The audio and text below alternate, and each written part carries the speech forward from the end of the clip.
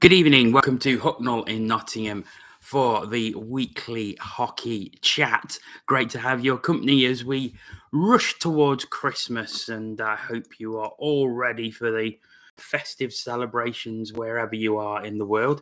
If I could ask if you could retweet this out, that would be a great help. Let's get as many people in here as possible to get involved with the discussion. We are a little light on questions this week, so if you do have any, please pop them in the chat box or send them to me at John O'Bullard on Twitter. I am keeping an eye on that as we go through this evening. So welcome along. We're going to kick off just with a little appeal. So just bear with me a second while I bring it up. Where is it? Sorry, it was sent to me on DM and I'm just trying to find it. There we go.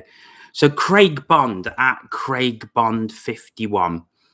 Hello, Craig Woolley, not Craig Bond, who I'm talking about now. But hello, nice little Santa emoji there. That's very festive. So Craig sent me something earlier this week about his son. His son Thomas, who I believe is 11 years old, plays hockey, but Craig's on. So Craig can probably correct me if I get anything wrong.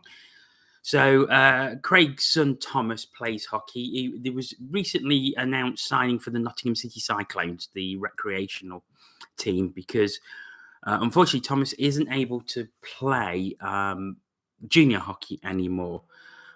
He has ADHD and various issues, which means that he can't play contact hockey. So he does play with the Spice Jets down in Slough, who are a special needs hockey team. And what Craig is looking to do is set something up similar in Nottingham. So essentially, so they don't have to travel all the way down to Slough. They're doing it every fortnight. And while it's absolutely imperative for Thomas to get that time on the ice, it's obviously a long way away, and it's a long way to travel. So what Craig is trying to do is look to get a special needs team set up within the Nottingham area. He sent me a link, which is to Spice, which is special needs ice hockey. I'm going to post the link now in the chat. So for anybody watching live or anybody watching this on replay, they will be able to see the link in the chat. So I'm just popping it in there now. There we go. So if you go to that link, that will tell you all about it. Craig, I know you're on and you're watching. If there's anything you would like to add, please pop it down in the chat. But I know this is something that you are very much looking to get started. And I'm sure you want some help doing it. So anybody, Craig Bond 51 on Twitter. Craig, if you want to pop any other contact details in the chat, please do, that people can pick up. So with special needs, sending me Thomas has ASD, ADHD as well. So there's going to be other kids who have similar issues, who probably play ice hockey and aren't able to once it goes to contact. So Spice is something that allows them to play ice hockey. Craig is looking to get something set up in the Nottingham area, and I'm sure he will want all the help that he possibly can. So if you can offer Craig any help, please do. And thanks to Craig for sending the information in. The link is in the chat right now if you want to go and have a look. So, but please try and help Craig as much as you possibly can. Thank you. Okay, we'll move on to the other questions. And the first one comes from Reese Williams. It's Panthers related.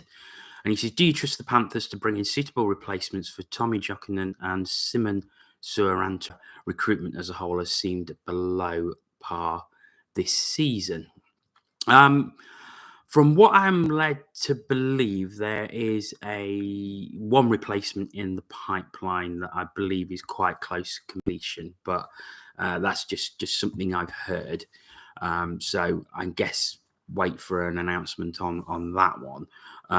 With regards Jokinen and Suaranta, Jokinen, I wasn't surprised because he hasn't really torn up any trees since he came in as injury reserve.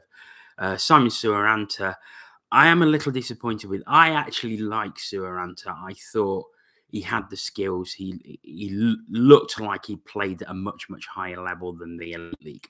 But whether it was an issue with settling in, whether he wasn't with the right line mates, I don't know. I liked him as a player, but I can't say I'm that shocked that the club have released him, if I'm perfectly honest. Which is a shame because I thought he could be one of the stars this season. Certainly when he signed and you looked at his CV, he looked to be very much a quality player. So with regards what Reece says about do I trust the Panthers to bring in suitable replacements, it depends what budget there is. And I've been very vocal about what I think with regards the budget that the Panthers have received, or the playing budget the Panthers have received this season. I think it is well below the likes of Sheffield, Cardiff and Belfast. And I think that is translating onto the ice. I've also said I actually do like the team this season because they're grafters and they work hard, but I don't think there's a great amount of quality in that team, if I'm perfectly honest. Recruitment as a whole has seemed below par, Reece says. I think I can understand why you think that, but I do genuinely think that is because we probably haven't had the budget to play with that we may have had in past seasons, is my sort of understanding. This is getting on my nerves now, so that's coming off. So that is my understanding, or the way I think about it. I think that a team has been recruited that fits the budget that has been available. So I hope, or I would think, that Suaranta was probably one of the highest earners in the team, judging by his CV. And I hope that that is reinvested in the squad, frankly. But I guess we'll have to wait and see what replacements are coming in. Craig Harrison also asks, this is another Panthers question, how fit will Kevin Carr be, as we have not heard anything? Obviously, Panthers have been in COVID protocol, so none of the players have even been training. I think their first training session back is tomorrow. So I would expect to hear something tomorrow, but I suppose the issue is how fit is all the team going to be? They're going to be well rested, which is one thing. So any that had any niggles and knocks, they've probably been able to rest them. But it does wonder how match fit they're going to be going into the double series against Sheffield this coming weekend. But I guess we shall have to wait and see. I guess, Craig, we will hear something tomorrow around the fitness of Kevin Carr, and if there are any other injuries, and if any players on the injured reserve are coming back, which makes you wonder, with Jokinen and Suaranta released, does that mean that Carrozza and Domingue are close to full fitness? I guess we will have to wait and see. As you can expect, there's a couple of COVID questions coming up. I'll just see. If anybody has any other questions, please pop them in the chat or just pop them on Twitter at John O'Bullard, where I am monitoring it. Thank you very much. Okay, so a couple of questions from Karen Wynne-Jones and also Sarah Priestland, which are around the same subject. Karen says, as more games are being postponed and are having to be rescheduled, and considering that arena teams are competing with other events all the time, do you think we will finish the league in the scheduled time frame? It's looking difficult at the minute, isn't it? A lot of changes, a lot of quick changes, and I think the league are doing the best that they possibly can. And I've got to give a lot of credit to the league because they've made decisions quickly, they've made changes quickly, and they've let people know quickly as well. I think their communication has been excellent. And I put on a tweet yesterday. I do think that the league deserve an awful lot of credit with the way that they've handled this whole situation. And also, I think the league also had some robust um, things in place with regards players being double vaccinated before they could sign for a team, for example, and ensuring that there was a COVID protocol. More so than perhaps some other bigger teams, like you hear of the Premier League, where some players in the English Premier League aren't double vaccinated. That's something that the elite leaguers insisted on for all the players that play for players' safety, and I think that is massively to their credit. So I think the league has done a very, very good job in what must be a horrendous situation in trying to pick up and trying to manage a situation that is so fluid and that is changing all the time. I mean, Panthers come out of COVID protocol tomorrow, but we've still got, I think, believe Dundee are in there, Guildford are in there, Fife are in there as well. I think with Manchester's game being changed yesterday, there's nothing more come out about them. But I guess it's being looked at whether Manchester would have to enter COVID protocol, and Belfast have been in COVID protocol. So half the teams in the league have been in COVID protocol. It's a nightmare situation. So Sarah Priestland asks, do you think the league should stop games for 2 weeks due to so many teams picking up COVID cases? This is something I mentioned last week, that perhaps it was the time to have a fire break. However, you also have the situation where throughout the Christmas period is where teams get their biggest attendances, and this is where they get the most money coming in. So, but is it right that you should put safety, or should put budget before safety? Of course, that's been taken out of a lot of teams' hands now with the situation with COVID, and also the situation with the devolved government. So Scotland are putting in some restrictions, which means that they can't have more than 200 crowds in indoor venues. And in Wales, the Cardiff Devils can't have anybody in their arena at all. So they've got to play behind closed doors for the next two fixtures. So that is obviously going to be a massive problem. And I've had another question from Matthew Patton, who says, should the Elite League press the pause button and ride out the storm, not putting team staff and fans at risk, or should they play behind closed doors and give season ticket holders free access to a webcast as part of their payment, or is there a bigger deal with Premier that could be done? I think if anybody who saw the Todd Kelman interview on the BBC earlier in this week, he said very categorically that it was a bums on seats business and they cannot afford to play behind closed doors. Now, I know Cardiff are playing 2 games behind closed doors, but the Scottish teams have decided to reschedule some of their games from the Christmas period so that they can have paying fans in attendance. So that is obviously what's going to happen, is that teams are going to look and play when the restrictions are over, but then that probably causes a fixture backlog and a fixture pile-up. I see what you're saying, like Sarah said, Matthew, about teams should play, probably press the pause button, but can they actually afford to do it? The problem is, if you say you had a 2-week break, you've still got to pay the players, and you're going to have no income coming in. Now, obviously, if you're playing behind closed doors, you're going to have no income coming in anyway. So it's a real issue. Although I do believe that the devolved governments are going to offer some sort of financial package to the teams that are affected. But it is such a fluid situation that we just don't know. And I think if more teams go into COVID protocol, then the league are going to have no choice but to shut the league down for a period of time. Like I say, I think there's 5 teams currently in protocol. Panthers come out tomorrow, which will leave 4. But 6 out of 10 teams is not good. It's not good at all. Pause it, we'll say, Craig. Pause it 2 weeks, then just add on 2 weeks to the season. I see what you're saying, but they've probably got a date for the playoff weekend that probably can't be moved. And then you've also got to think about the Great Britain team in the World Championships. Would extending the league any amount of time put or put the preparation that the Great Britain team has in jeopardy, be considering that the vast majority of players will be playing for elite league teams? And that's obviously something that's got to be considered.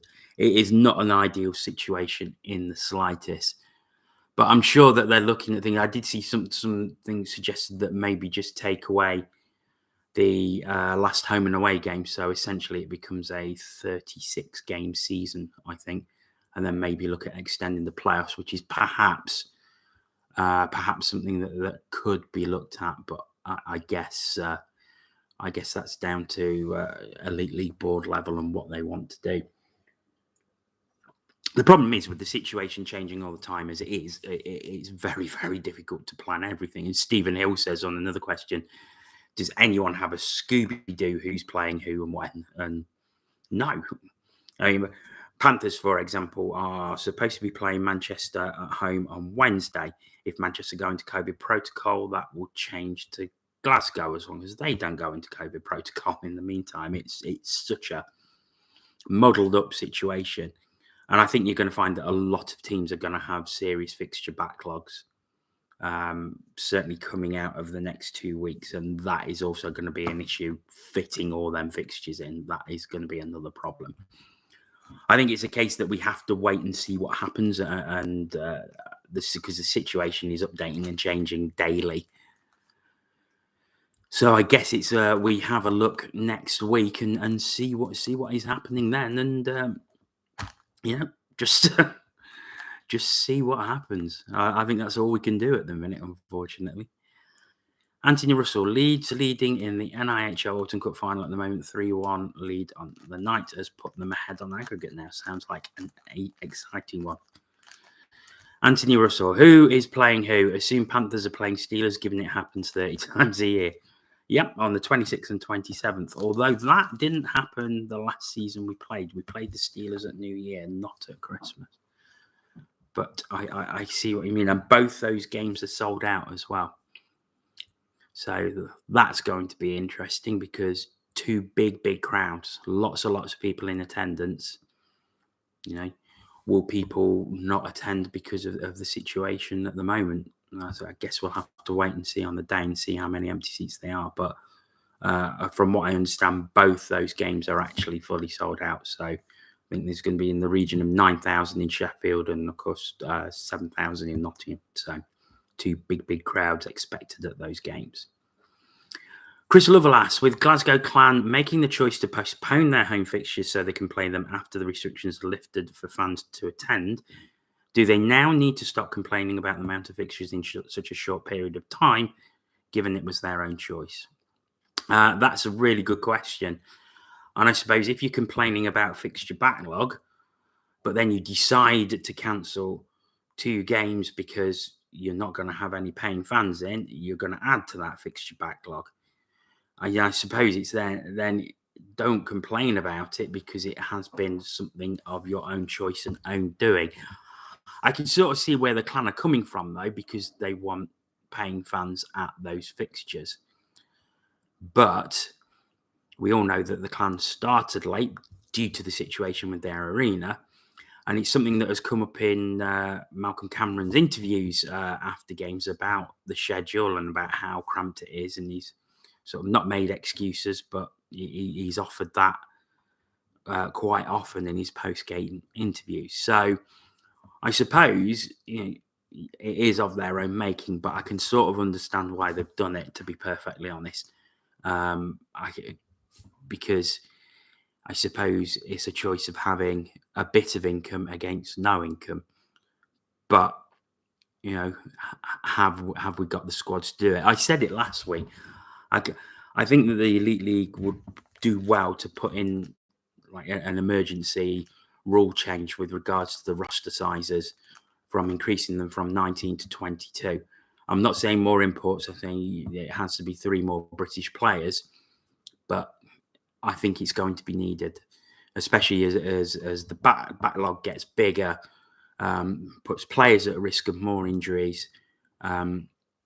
because a lot of the imports will be playing huge amounts of ice time. More and more injuries will occur, and it'll get to a point where can teams actually ice teams because they have so many injuries. So I think that's something that should be brought in pretty pronto, because otherwise we're going to get lots and lots of injuries over the next few weeks should the league continue, in my opinion. Okay, that's it for the questions. As I say, I've not had very many, all good ones though. So I will leave it up to you, the guys who are watching. Bang some more questions in. If not, we will have an early one, and I can wish you all a very Merry Christmas. So I'll give you another 30 seconds. Don't forget to check out the link for Spice. It is higher up in the comments from me, and if you can offer any help to Craig with regards a special needs team in Nottingham, do give him a shout. I know someone has said there is any funding from the local council. I can't see that with the funding at Nottingham City Council at the minute. If you could have any manager, I assume that's who would you like?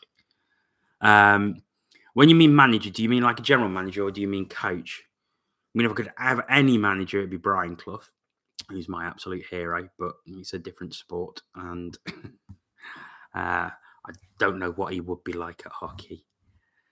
Why were you asleep on your recent trip to Sheffield? Oh, that was a little in joke. I wasn't asleep. I was pretending to be very drunk, but I wasn't. Both. So manager, coach. I have always would love to see Ryan Finnerty at Nottingham as a coach. Don't ask me to explain it. It's just something I've always would have loved to see, because I just think that Ryan Finnerty would be the perfect fit for the Nottingham Panthers as a coach. Absolutely perfect. And I could be massively wrong, but I just think he's got the attitude, and I just think he's got the nous to be able to make us into a very successful club with the supposed budget that we have. He'd need to be supported with budget, but you look what he's doing with Manchester and the players he's managed to unearth there. There's so many good players at Manchester who I really rate. So yeah, I would love to see what he could do at Nottingham. As far as general manager, well, only one choice: Todd Kelman. I just think what would Todd Kelman be able to do with an organisation like the Panthers? He's been successful at Belfast. He's been successful at Cardiff. I just think he'd be successful again if he came here. Sounded like Guy was not impressed with what we have at the minute, even though he got them in. Yeah, but I genuinely do think that he's been hamstrung by the budget. And the thing is, if you've got a smaller budget, then you're going to be behind the 8 ball from the get-go. And I think that's the problem. Spengler Cup, who have you got? I don't really watch it, Anthony. I've got to be honest, because I'm always sort of heavily involved with domestic hockey around Christmas time, so I don't tend to watch it. I know if there's been sort of some burn team set up, or like a select burn team. I saw something in passing the other day, but I know Team Canada pulled out and someone had to come in and replace them. But yeah, but unfortunately, it's not a competition I watch, I'm afraid, Anthony. But like I say, I'm just massively involved with a lot of domestic hockey at this time of year. Okay, any more questions? If Panthers get players to come in, do you think we need D or forwards? I'm actually quite happy with the D. One accepted. But forwards, I think we need, if anything, we need help. We need some scoring punch in the forward lines, without a doubt. Jeremy Welsh is really starting to fire now, which is really good. Um, but yeah, I would like to see some players come in with a bit of scoring punch if there are any out there available. But the overall, I'm quite happy with. Right. Yeah, someone to find the net without a doubt. Okay, yeah, another couple of seconds before I'm going to go. All that's left for me to say is to wish you all a very, very Merry Christmas. I hope you all manage to spend a lot of time with your loved ones and you stay safe. And if you are going to a hockey match, I hope you enjoy it, and I hope you do stay safe while you're there. But just have a great time. When am I due to commentate in Manchester? Boxing Day, if it goes ahead, whoever it goes ahead, whoever it goes ahead against, and New Year's Day against the Steelers, which I'm very much looking forward to. I'm really praying that doesn't get. I'm really praying that doesn't get called off, because I am really looking forward to commentating on that game. That's that Storm Steelers game. It should be great. So yeah, I know that Manchester won't be playing Guildford on Monday because Guildford will be in COVID protocol. So hopefully they can find another opponent if they're not in COVID protocol themselves. If they are, then I don't think I'll be commentating at all over the Christmas period in Manchester, which will be a real shame, because I'm very much looking forward to going up there again and doing some commentary. Okay, good Christmas. I hope you all have a good Christmas. Thank you so much for joining me. It's so close to Christmas. I really do appreciate it, and I really appreciate all the support you've given me and given this stream over the past year. Enjoy yourself. Have a great time, and hopefully I'll speak to you again some point next week. Take care, everyone. Bye-bye.